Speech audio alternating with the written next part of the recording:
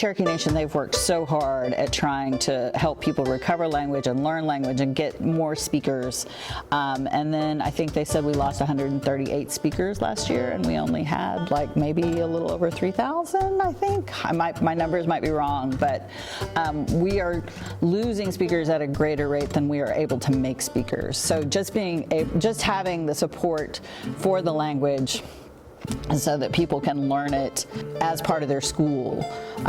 Because it's crazy, because it's not a foreign language, right? It's our language. It was the language of the land here.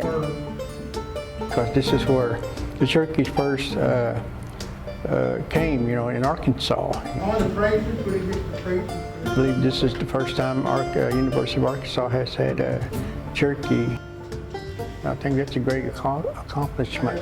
The people who are most at risk are our speakers, and we have so few speakers. I mean, and so you lose a library when you lose a native speaker of any language. Not making the effort to be together or to go to other links to be able to speak the language will let the language die, and I don't want that to happen. And so, because without our language, we're not Cherokee. I got some great students, they are really learning quick. I'm going at a quicker pace, naturally than high school, but they really are picking it up, and I'm glad, I'm proud. They ask good questions, and our hour and a half or time like that, it just goes by so quick, and then somebody has to say, hey, time's up, so.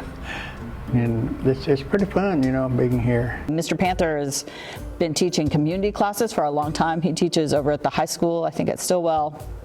And so Cherokee's really important to him. He's one of those lifelong learners. And so just because you speak a language doesn't mean you understand the language, but he works really hard to understand the language.